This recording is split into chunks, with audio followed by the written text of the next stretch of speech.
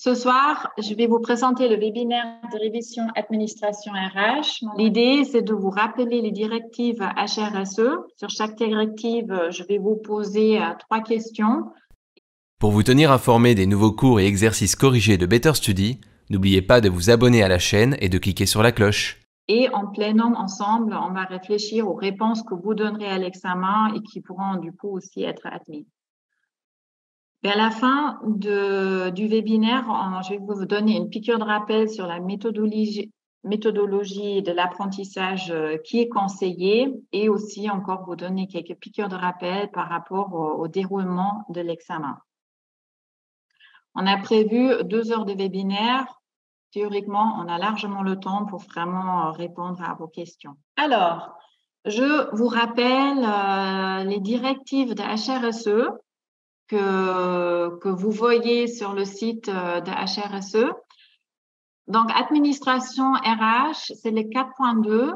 Il y a les descriptions des sous-processus, le recrutement, l'entrée en service, la formation et développement du personnel, la fin des rapports de travail, la gestion du temps de travail, les dossiers du personnel et l'autorisation de séjour et de travail en Suisse. Alors, surtout pour cette dernière thématique, des fois, il y a des mises à jour qui se font, mais HRSE, en général, vous pose pas les questions sur une mise à jour qui vient de se faire, surtout qu'ils préparent les questions quand même bien en amont, mais ça fait pas de mal quand même de jeter un coup d'œil sur les sites officiels pour voir est-ce qu'il y a encore quelque chose qui a été mis à jour.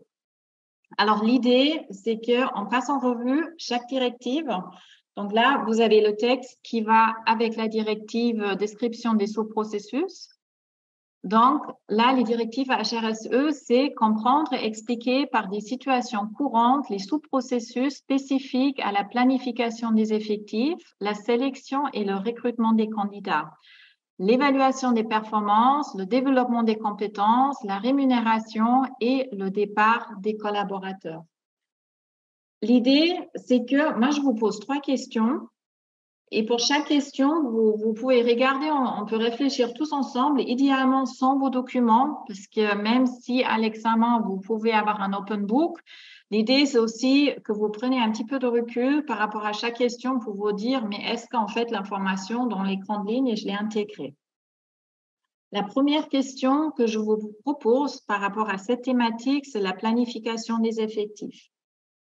Et là, on pourra s'imaginer à l'examen, quand on vous pose la question, quelles mesures proposez-vous en cas de sureffectif? Déjà, sureffectif, qu'est-ce que ça veut dire pour vous?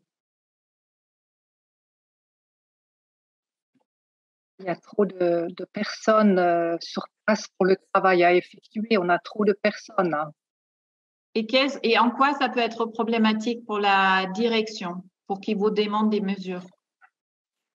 Qu'est-ce qu'on fait avec toutes ces personnes? Comment les occuper?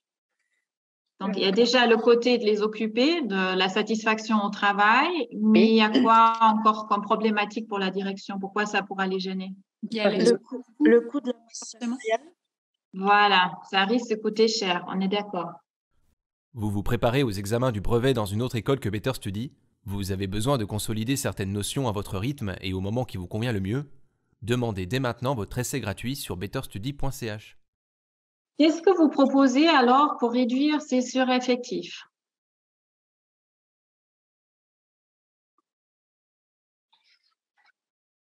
Alors, on peut voir si des personnes pourraient aller en retraite, plutôt à la retraite.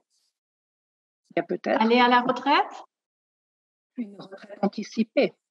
Voilà, donc effectivement, une retraite anticipée, ça c'est une réponse juste. Là, vous auriez le point. Le passage à temps partiel pour des salariés volontaires. Ça coupe un peu, je n'ai pas bien entendu. Le passage à temps partiel pour des salariés volontaires. Tout à fait, tout à fait. Leur expliquer qu'il y a cette possibilité. Très bien, là aussi, le point, on est bon.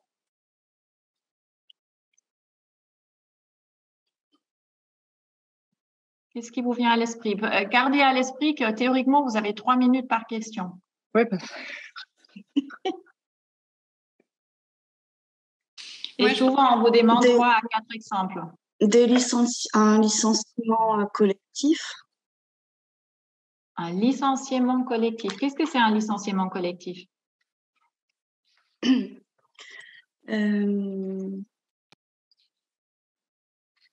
le licenciement. Alors, je suis un peu... J'ai les idées pas très claires parce qu'en fait, je travaille dans les ressources humaines en France, donc les règles sont pas toutes les mêmes. Oui, mais je pense à la base, c'est un peu la même chose. En fait, un licenciement collectif, c'est quand il y a un réel problème d'économie de l'entreprise. Donc, ça veut dire que vous n'avez pas tellement le choix. Là, on n'a pas cette situation. On ne vous dit pas qu'il y a un problème économique de l'entreprise. On vous demande juste des mesures pour proposer des solutions en cas de sureffectif. Donc, un licenciement collectif, la question, elle sera différente. Chaque année, des centaines d'apprenants nous font confiance. Vous aussi réussissez vos projets avec les cours en ligne de Better Study. Contactez notre institut pour votre essai gratuit sur betterstudy.ch.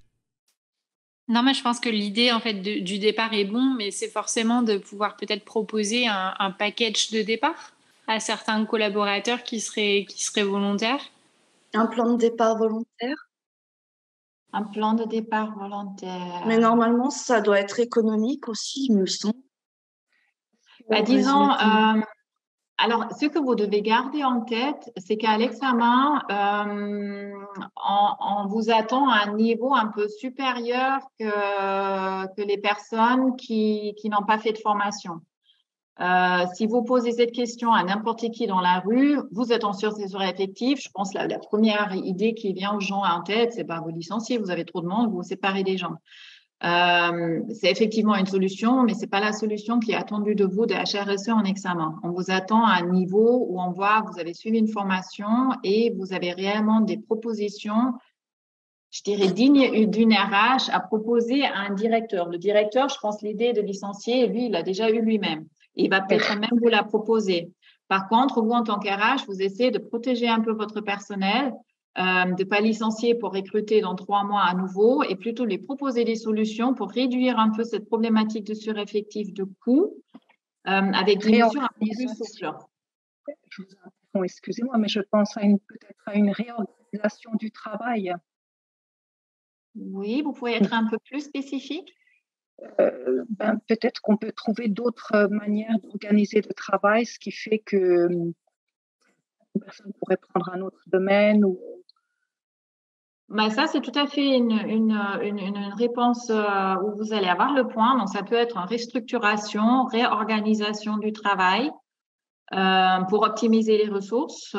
Essayez juste dans la réponse de développer un petit peu pour être sûr que l'expert comprend bien votre approche. D'accord.